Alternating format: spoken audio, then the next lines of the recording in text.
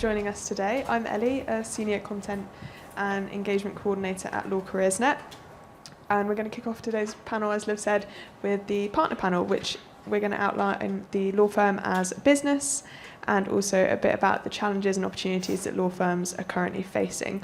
So I'm going to start with asking each of our panellists to introduce ourselves. I feel like Harold's probably give him a break, and we'll start with Sarah. Oh. Hi everyone, good morning. I'm Sarah Teal. I'm a partner at Shoosmiths, as Harold mentioned. I specialise in corporate recovery and advisory work. I also have the absolute privilege of being the head of office. And I've been at Shoosmiths now for almost 14 years. And the reason I joined was because of this man next to me, because he left DLA. I was at DLA at the time, and he said, come and join us. And I thought, oh, I can't leave the safety of DLA. But eventually, he won me over, and I did, and now I'm the head of the office, so yeah, delighted to be here today. Amazing. And Louise?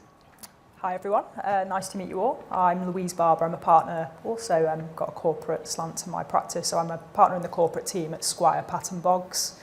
My area of specialism is actually public company advisory, so I advise on initial public offerings, when there are any, in the markets, public takeovers and life as a listed company, essentially.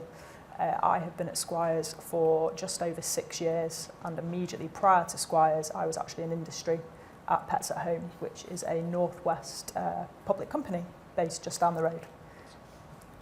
Amazing. And George? Good morning everyone. There was no improvement on what Harold did earlier. I can't. Good morning everyone. Good morning.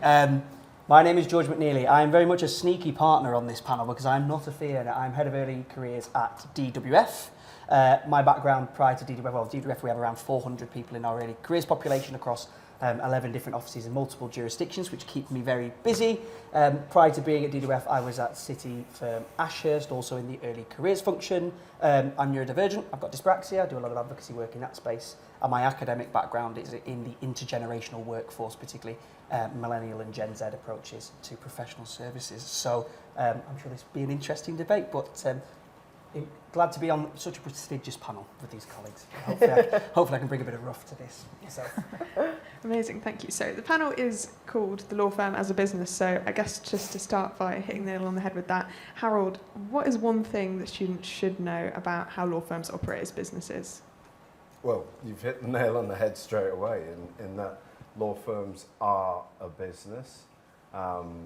It's about managing people.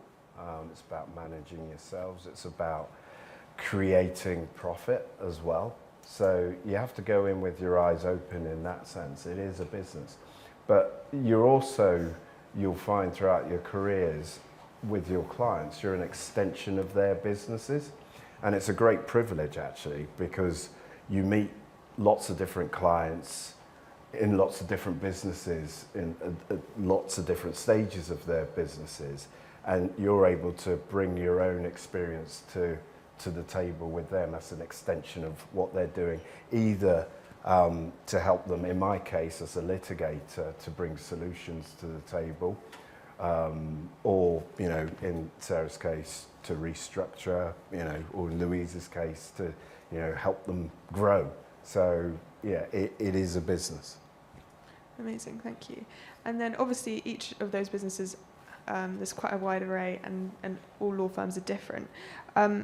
Sarah, could you tell me a bit about the main classifications of different law firms, whether that's boutique, international, regional? Sure, I mean, yes, there's lots of different types of law firms, and I would encourage you to try those different types of law firms. There's the boutiques that specialise in particular practice areas. Typically we find employment, planning, litigation boutiques.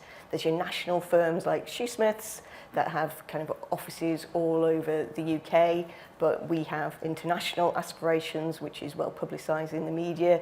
You then have the global law firms, and where Harold and I came from, DLA, and Louise actually, there's offices all over the world. You then have your regional law firms with offices in a particular location, your high street firms that specialise typically in criminal law, family law, there's in-house legal, lots and lots of different kind of types of law firms, and I would say try different ones, because I always thought I want to work in a Magic Circle law firm, that's what I'd like to do, and I had a summer placement there and it just wasn't me. I didn't feel like I fitted in at all. So do try different law firms and what suits you and your personality.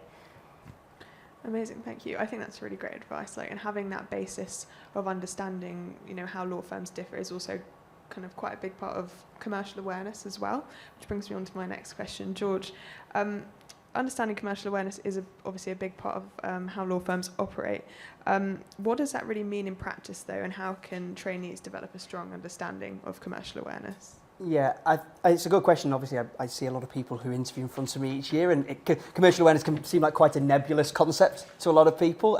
We always do on our Insight Day a bit of a commercial awareness exercise. I think the biggest thing for me and again, as I'm not a fee earner, what I'm seeing is actually, can you identify the broader commercial trends, but can you apply them to our business in particular and our clients, and actually the implications for what we see as a firm and as a business. So actually, some of my top tips if you're gaining commercial awareness is having your finger on the pulse of certain sources. And I actually, broadly speaking, I think you can get your commercial awareness knowledge from podcasts, it can be from traditional print media, it can be from workshops, but actually turning up and saying I read the FT every single morning, number one, might be true, okay, but actually unless you can implement what you've learned from that to your business, which practice areas that impacts, which clients of the firm that might impact, and I think it goes back to the point around know your firm, know their sector areas and know their focus, so you'll actually know how you're applying the knowledge you've gained to your individual firm, and that's where individualisation is really important in your applications. So I think commercial awareness is not just around knowing what's going on in the market, how it impacts the firm, and actually from an assessment centre, an interview perspective,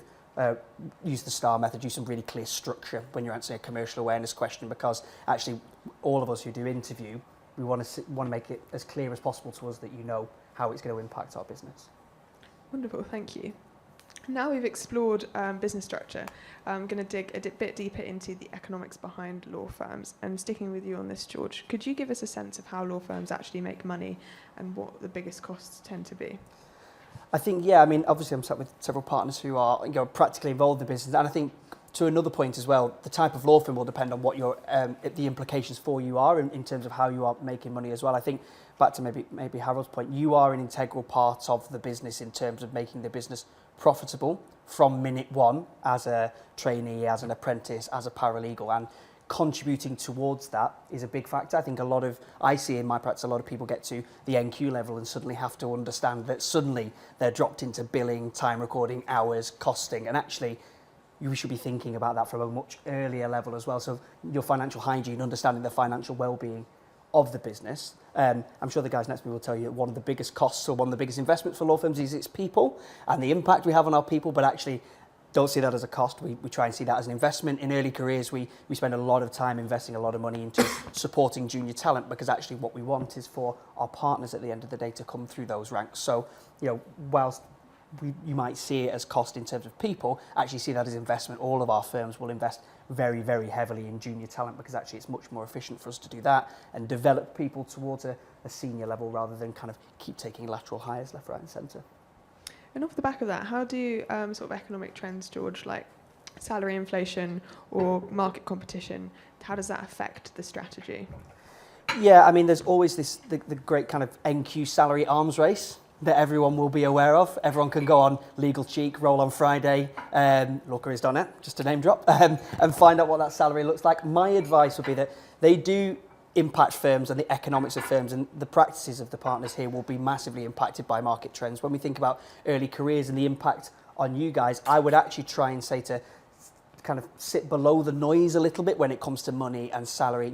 It might be nice that a law firm has a swimming pool and might have an on-site doctor. They're always slightly suspect if you have some of those on-site facilities. You can leave the firm, hopefully.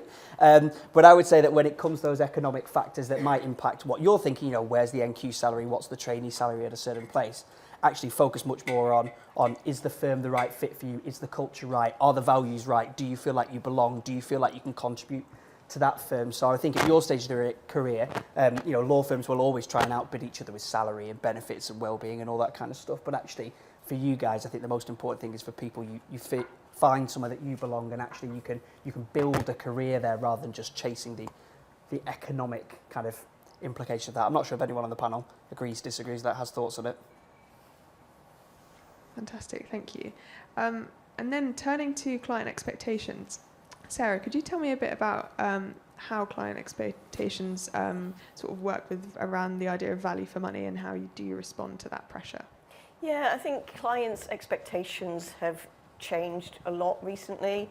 I think the days of charging whatever is on the clock are numbered and over, potentially. I think clients want much more transparency. They want fixed fees, success fees.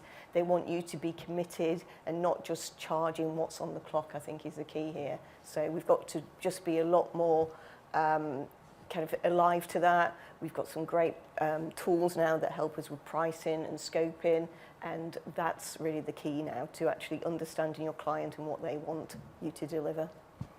Amazing, thank you. And then Louise, when you're pitching for work, how do you sort of approach that and make sure your firm stands out? So, look, clearly whenever you go into pitch, there are some key messages that you would always want to deliver about your firm. In our case, that might be global network, it may be putting forward specialist teams that differentiate ourselves in a particular market. But the way I always approach is to try and demonstrate value almost immediately. And if I can flip a pitch from a conversation about my firm into a conversation about how can we help you, and start maybe even problem solving some of the issues that client is facing in the room, and beginning to demonstrate some of the values that a client may be able to just go and read on my website. If I can actually go and physically start demonstrating those values in the room, that's how I always personally approach a pitch, and start demonstrating that value, that collaboration, and what we can bring to the table on day one. And if I just slightly flip the question, and sort of think about it where you are in your career, you know, if you're going in and doing training contract interviews or presentations, think about a similar approach. You know, we can all go and read our websites. We know what our values are as law firms. We advertise them. Actually, when you go into that room, can you flip that conversation and start demonstrating how you demonstrate those values and can bring and add value to those firms straight away? And that's, you know, it's a much more two-way conversation.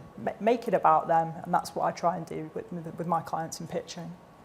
Fantastic, thank you. And then obviously once you've won the work, retaining the clients, that's a separate thing as well. Harold, could you give me a bit of an insight into what that looks like for you? How do you sort of split your time between looking for new clients and retaining current ones?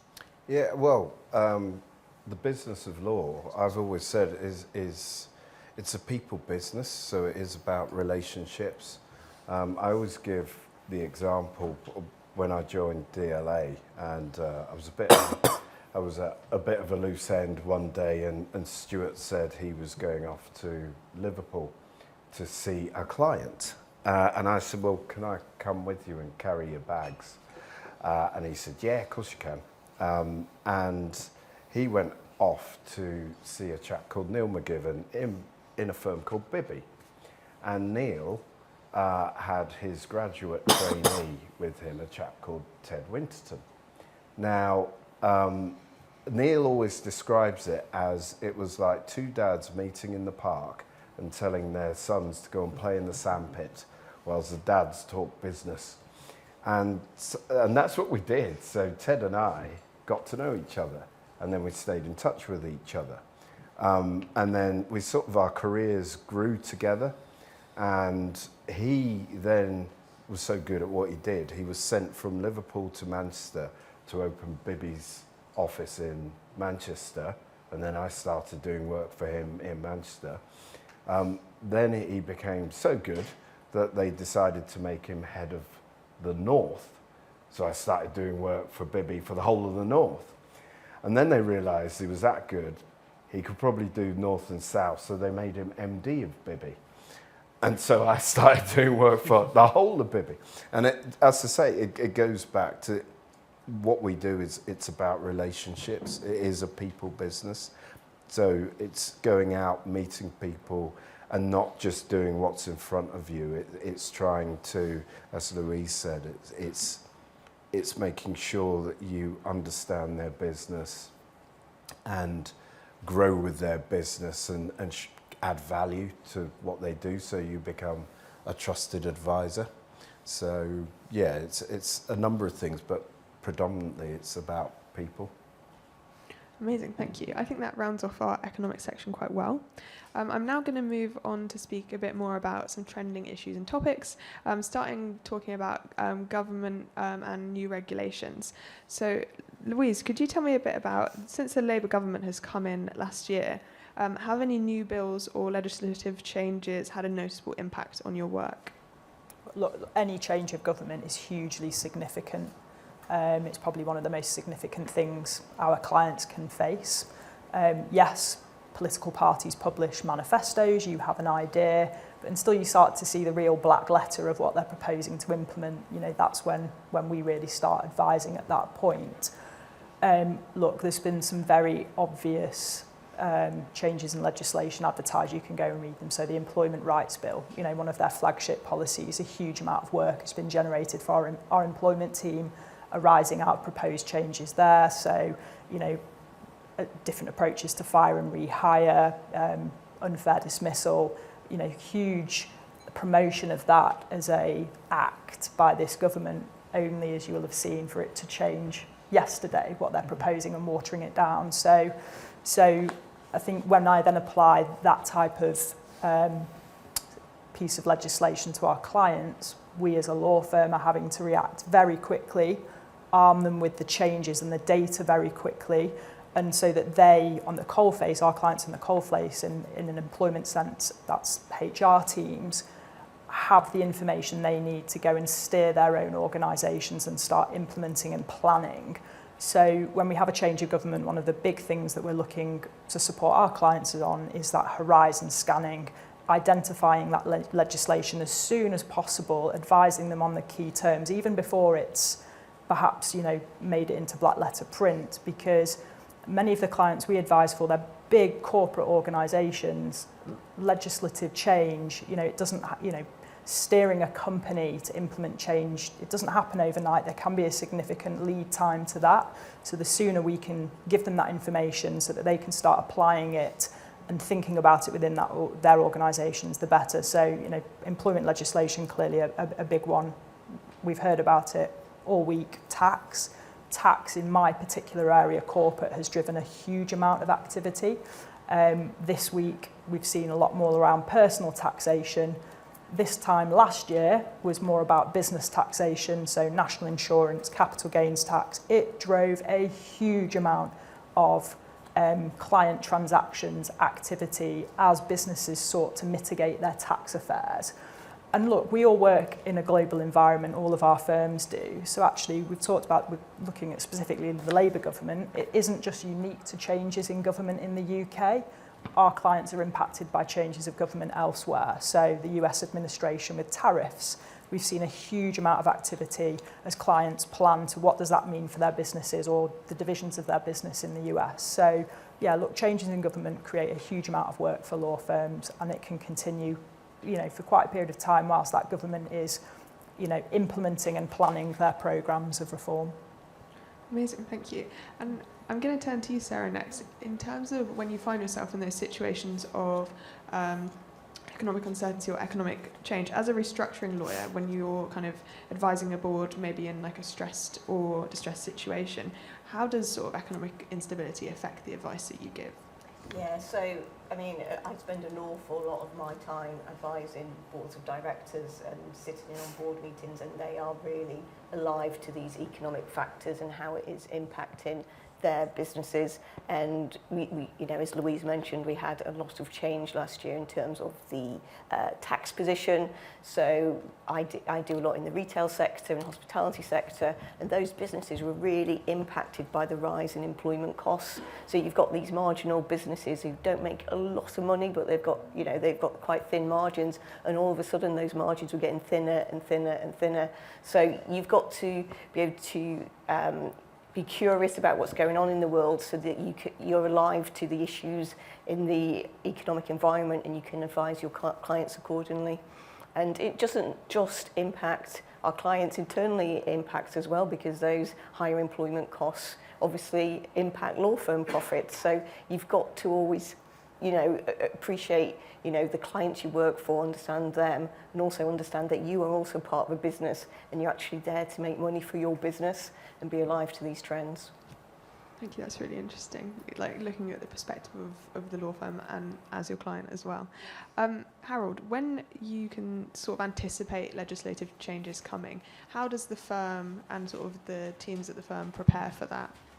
Yeah, well, Louise mentioned, as at most law firms, there's a lot of horizon scanning, and that's a technical way of saying crystal ball gazing. But there's a lot out there to understand what is coming down the road in terms of different sectors.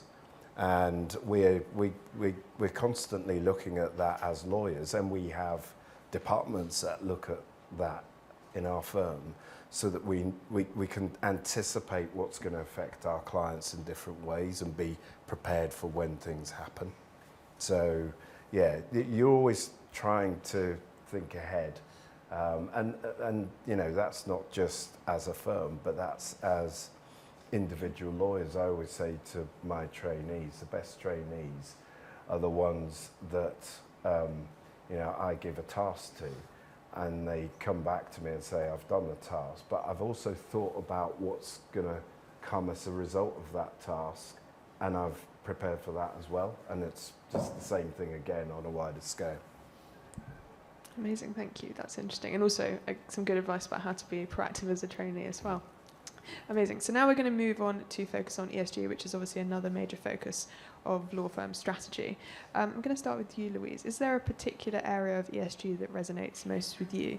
And do you get a chance to focus on this much in your role?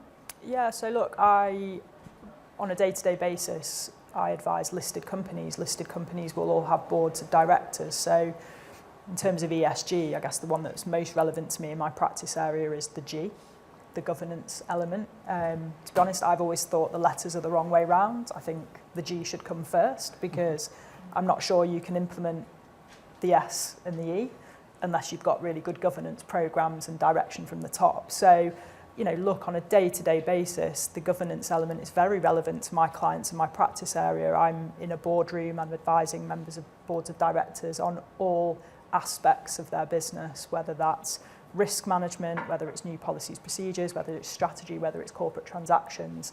And businesses can't operate, they can't manage risk if ultimately they haven't got really good governance structures in place and leaders at the top who are fully aware of kind of all the risks that are in their business.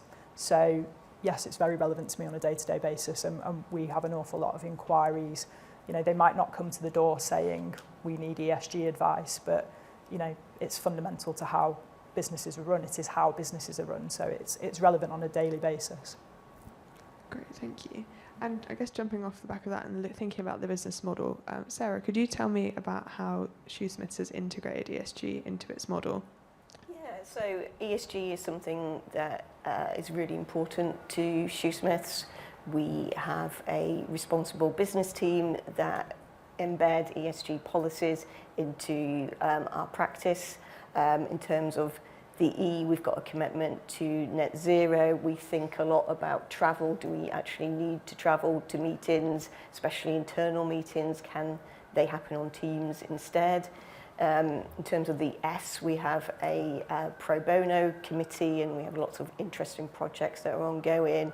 We also have a Discover placement programme whereby we invite applicants from underrepresented communities to apply to Shoosmiths for paid placements. But in addition to that, we assign a mentor to each person coming on this programme, so there's a relationship there before they actually join the firm, and also a relationship afterwards. So you've got someone you can talk to who's part of the industry. And I think we had a number of applicants, but I think 42% of our training contracts that was offered this year came from that program. So, and that brings a lot of diversity into Shoosmiths, which is something that we're really proud about, because we want diverse people within Shoosmiths to reflect our clients and to have that diversity of thinking that is so important. And I think that's where the magic happens in a law firm. We can all read the law, but we actually need that diverse thinking. Amazing, thank you so much. And then commercially speaking, George, would you say that ESG is becoming a competitive factor for law firms, and if so, how? Yeah, I think so. I mean, we all, I guess, as firms have targets and our goals, right? And we have Kirsty Rogers, our Chief Sustainability Officer, so we have someone in our C-suite who is sustainability focused as well as part of that. So it's a commercial goal for us. I mean, DWF is also private equity backed as a law firm, which might be quite a contentious view generally in the market, or quite different for us. But actually, you know what, we have investors that we need to discuss our views and our direction going forward, and that is a big thing for us.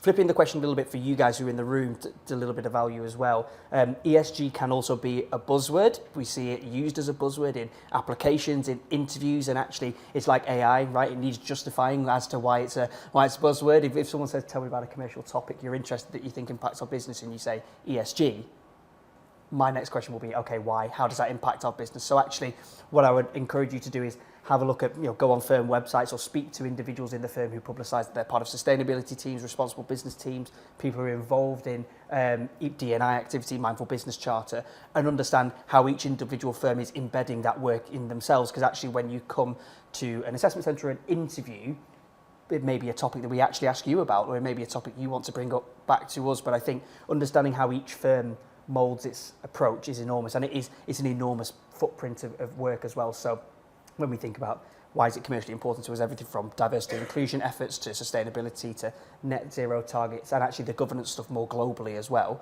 it is really, really big for all of our firms. But I would encourage you guys to look at the individuality of firms when you're approaching that from a commercial perspective in terms of an interview and assessment centre. Great, thank you. So now I'm going to move on to focus on diversity and inclusion, which is obviously also an integral part of ESG.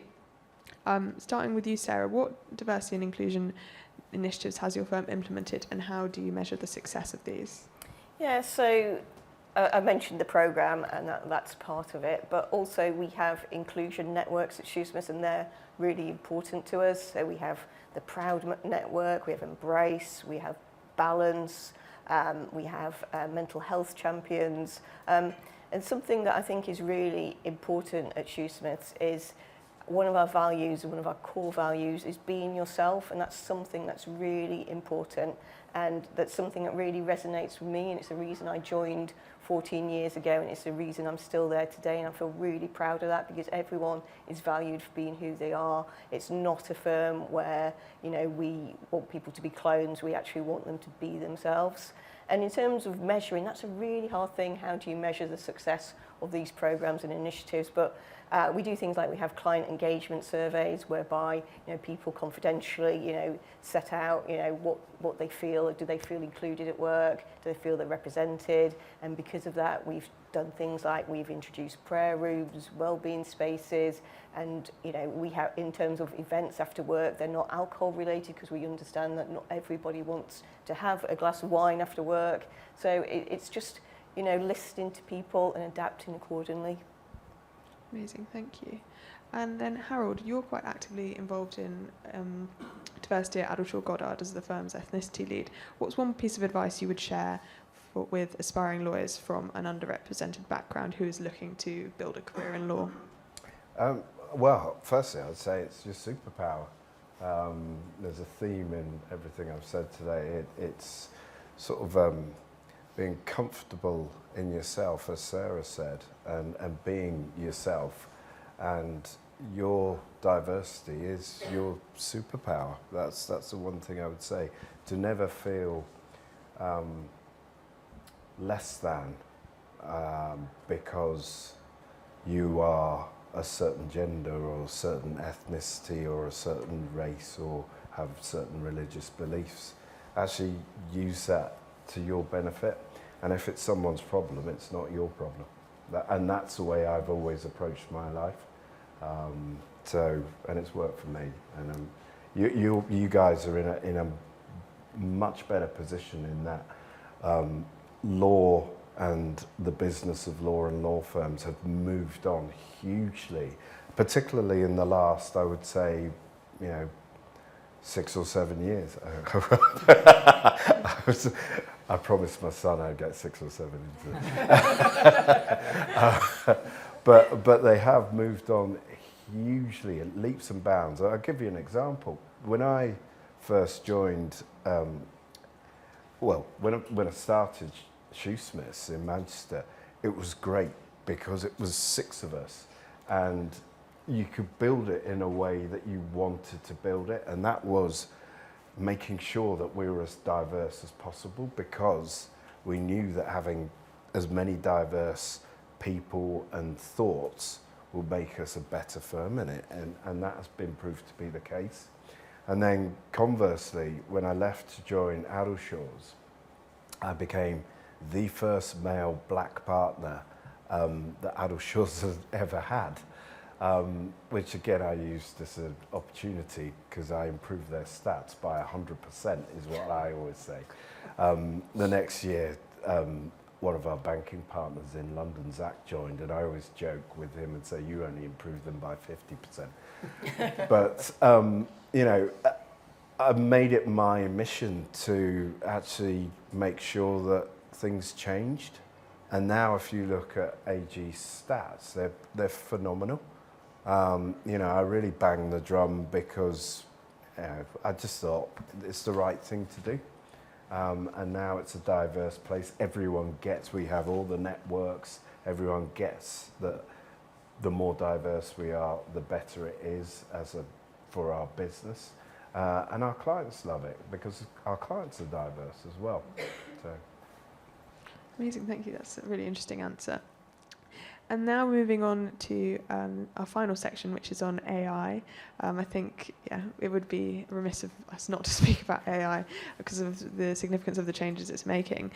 Sticking with you, Harold, how has Addleshaw Goddard adapted and sort of started to take on using AI in your day-to-day work? Oh, it's amazing. And for an old man like me, I have really embraced it. I love it. And again, going backwards a step, I treat AI differently to the way that I remember a conversation with Stuart again. He features a lot in my life. I still meet him for lunch and stuff. So, but I remember back in the day, we used to get letters, actual letters that were typed. And one day, Stuart said to me, H, have you noticed that we're getting less letters and more emails? And I said, you know what, you're right, yeah, I'm starting to get emails now. And he said, yeah, won't last. How wrong he was. So I learned another lesson from that AI is here to stay, so embrace it. And AG have been fantastic. We have AGPT, which is our version, obviously, of ChatGPT, but it is phenomenal. It does and helps us do things so quickly, which is efficient and allows us to actually do the harder thinking and the strategizing that AI can't do. We've embraced it hugely. We've got AGPT, we've got Wexler, which are programs that other law firms will have. We have gone all in with AI because it is here to stay, but it's not going to put you out of jobs. It's going to make things more efficient. It's going to make you better lawyers, is what I would say. Amazing, thank you. And I guess speaking of embracing AI, Sarah, Shoosmiths has introduced an extra bonus pot to encourage AI use, which is obviously quite an innovative approach. Could you share how the firm has supported lawyers in adopting these tools? Yeah, so I'm pleased to say we've met that target, so the firm-wide bonus target has been met. So we all have access to Copilot. We've monitored the amount of prompts we access per day. We have mentors and a lot of kind of talks on how to use AI, and I think it's changed, our working lives in a very positive way. So for me, when I've got a board meeting, I can look at what was said at the last board meeting, the key points to come out of it. I mean, only yesterday I was at a dinner last night, and I arrived at the dinner, and the client said to me, "Oh, I've sat you next to our chair." I thought, oh my gosh, I don't know who the chair of this business is. So I quickly went into Copilot, found out who the chair is, you know, her career history, her kind of leadership values, and that just enabled me to have a really nice conversation with her, instead of, you know, when you meet someone for the first time and you don't know what you've got in common. So, you know, I think it's an incredible tool. And like Harold said, I don't think it will mean that, you know, the end of lawyers, because I think there's always a need for subjective thinking. Another live example, I was at a meeting last week, and I thought my client was being really rude because they kept being on their laptop whilst I was talking. And at one point, my client said to me, "Oh, we're just checking what you're saying against Copilot." So, and actually the solution we offered was actually very different to what Copilot did, which was a very kind of black letter kind of solution to law, whereas we was able to kind of add on the practical lens and the kind of workaround that Copilot wasn't able to decipher. That's really interesting. It sounds like there's kind of a lot of uses and I guess some sort of things to navigate. Yeah. I guess bouncing off that, Louise, obviously AI has risks. How do firms manage those risks when they're integrating it? Yeah, look, it's a really good question. I think the first thing I would say on is, look, we're ultimately providing services to clients, so we need to be able to understand our own clients, how they view AI, and what their views are on it and what risks they're alive to, because we're integrating it into a service product, that we're providing to clients. And from my experience, when I have conversations with clients, there's a kind of mixed view on it. There are some clients who are very bullish, very happy for you to adopt AI, yet we want the efficiencies, we want the cost save, go for it. And then there are some clients who are actually a bit more tentative, who will say, do not put our data into AI. And that's quite difficult for a law firm to manage when you've got two clients, sort of two client views of the world. But there's probably a third view, actually. I possibly sit in this myself, which is still trying to figure out what it can do and what it can be deployed to. So a kind of clients that are making tentative steps. And we, as a law firm, we're providing, you know, a service to, you know, that range of clients. So when we adopt AI, we have to be very sensitive to our clients' risk appetite to it. In terms of then in risk managing the AI programs that we have within the organisation, then a mixed approach. One is making sure everybody in our organisation understands what some of the risks are, and you'll have heard it. So AI can go down a train of thinking, it can pick up certain biases, you might have heard the term, it can hallucinate, it can kind of go on a train of thinking and ultimately spit out an answer is wrong. So making sure everyone in the organisation is alive to that and don't just take what is presented back to them as gospel. It's really important that everyone in our organisation understands there still has to be a human review element. We can't necessarily absolutely 100% trust the outputs yet. But, you know, I always take a very holistic view when you use the word risk, because actually risk doesn't just mean risk to my organisation. There's actually also a risk of not adopting AI as well. You know, this is a panel about law firm as a business. If all my competitors are out there adopting AI and I'm behind the curve, that is a risk to my business model. And nobody wants to be, you know, the BlackBerry of this world when Steve Jobs is presenting the iPhone and you realise you've fallen behind the curve on some of the tech. So, you know, so managing the risk is probably a tentative approach to it in some respects, educating everybody in the organisation. And when we do adopt an AI tool, having multiple pairs of eyes over it, our IT team will look at it, our partner group will look at it, and making sure we really understand what can it do, what are its capabilities, what information is being fed into it, but also how is the output being delivered from it. So a really holistic view on the risk. Amazing, thank you, that's really interesting. And now I'm just going to ask if you could switch to the questions, just as I asked George this final question, which is, how are trainees at DWF sort of getting involved in AI?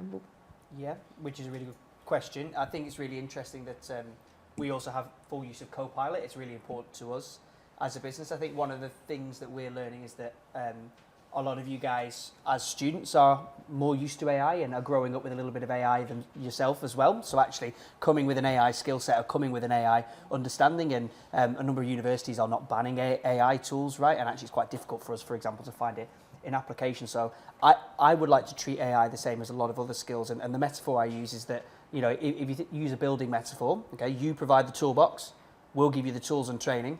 You've got to go and build the house, right? It's pretty straightforward. So, we will provide you the tools and the training on AI, but you've then got to go and implement it in the right way and use it as the right tool for you over the long term. So we'll spend time talking to you about AI, how you can apply it, and some of the implications of the risks if it's used unwisely, and some of the benefits to things like organising your day, collating the information that you need on a day-to-day basis, managing a large number of tasks. So what we're saying is we encourage responsible usage, but also to take autonomy and ownership over yourself as a trainee as well, in the terms of, okay, many partners will put your advice back through Copilot to see whether you've just pulled the first thing straight out of Copilot. I've had a few of those situations, and occasionally I receive an email that's been put through essentially a thesaurus, right, which I know Copilot has generated an email to me from a trainee. So, responsible usage is the ownership of trainees. We can give you the facilities and the training, but you've got to take the step and own it yourself.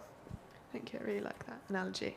Amazing. So looking at the questions that have come through, there's one from Jasmine at the top, which is pinned, saying, from a partner perspective, what are the biggest misconceptions trainees have about what it takes to succeed, and what should they focus on instead? Does anyone have a thought about that?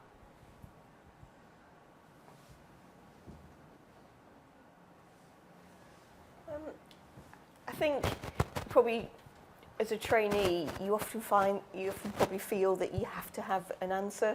You need to find the answer to a particular problem that you've been asked to find the answer to, but often these things aren't binary, and it's okay to not know what the answer is and to say, I found this, but this is a bit of an obstacle. What do you think? And then have a debate about it. Be curious, ask questions, and don't think you've got to have a perfect answer, because there often isn't a perfect answer.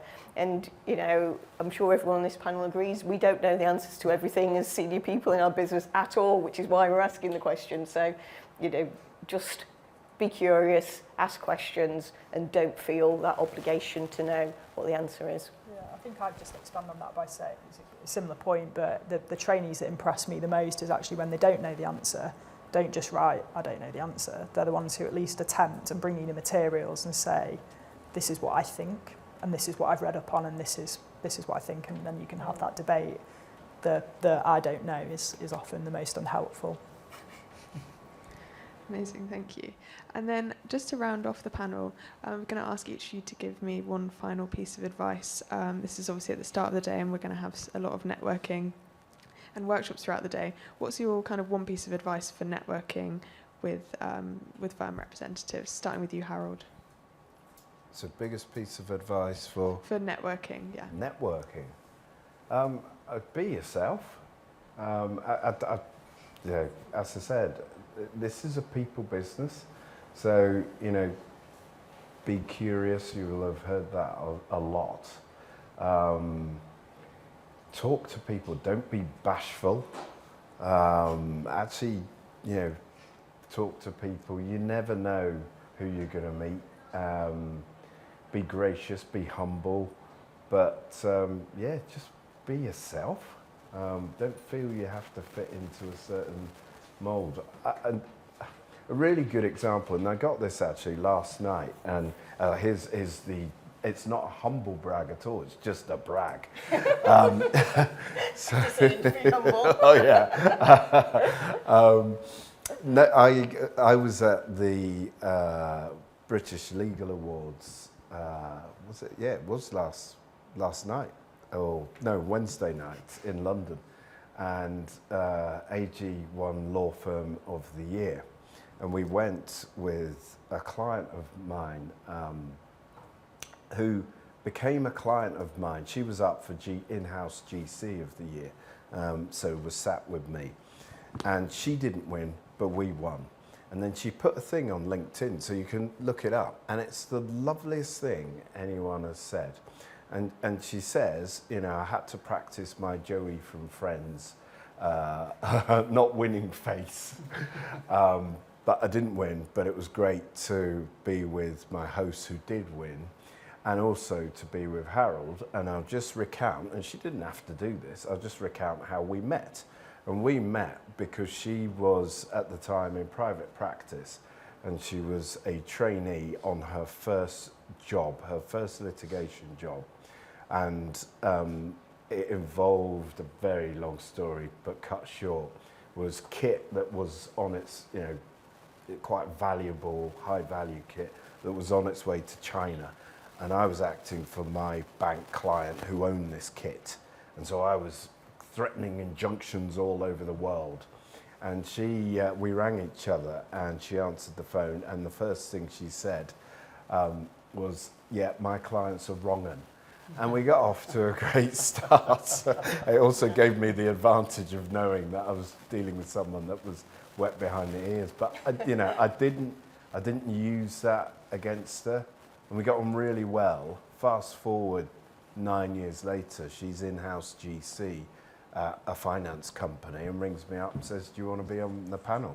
You know, I just enjoyed working with you." And it's about just being nice and being yourself. You don't have to be any sort of alter ego. You know, be curious, be nice, be humble. Yeah. And most of all, enjoy your careers. Honestly, it's good crack. Would you agree? Yeah. And Sarah, do you have any sort of closing advice? I kind of echo really what Harold said, you know, have fun. It really is a fun career. We've had so much fun over the years, haven't we? We've had a blast, we really have. And, you know, we love our jobs, don't we? And I think if you love something, that really shows and shines. And I think clients love it if they know that as a team you get on well, you know, you're having fun, you're interested in your career, you're interested in them. So embrace networking and always follow it up, because you often go to events like you might today, you know, there's a lot of people in this room. Follow up with people, drop them a message. It's always lovely to hear from people, and they'll probably meet you for coffee then, and something will grow from that. So always follow it up. Amazing, thank you. And Louise? So mine, I'm going to take liberties, maybe give two, if that's okay. But whether it's, I think it's unique to all, or relevant to all stages of a career. But the first one is you've potentially met a future client in this room today. So have a think about that. Your networking literally starts day one of, you know, of investigating a career in law. So there is no bad contact. There are only good contacts. That's sort of the first one. The second one was actually a piece of advice I was given last week by someone when I asked a very similar question of them. And they said to me, some of the best networking they do is actually when they go into a room and think, what can I do for other people in this room? Not actually what can I get from this situation, but what can I do? And whether that's connecting to people with a similar interest or within a similar industry, I often get, you know, GCs that will say, I'd really like to meet someone my level in another company in my sector. And so actually going into a networking situation and thinking maybe not what you're going to get from it, but actually what you could perhaps do for other people in the room. That's sometimes some of the best networking you can do. Great, thank you. And closing with you, George. Yeah, I've probably got a couple of quick ones to echo that. So I guess the first one for me is that when you all go on to be successful lawyers, and I'm certain everyone in this room will be, and you become an NQ, you'll get something called a practicing certificate. You won't get like a reading certificate. It's practicing because it is an act. It's an act of being a lawyer. You are practicing the law.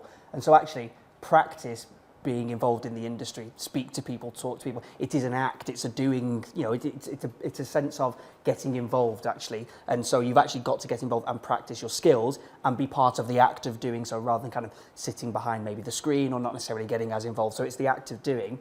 And the second one is a quote from Hitchhiker's Guide to the Galaxy, if anyone likes that book. Don't panic. Don't panic. It takes time. All these guys on the panel, it takes time. You don't get there first time around. One of my favourite quips is that the average age of a UK legal trainee is about 28, okay? So it tells you that most people in this room may not walk out of their undergrad and get a training contract straight away, okay?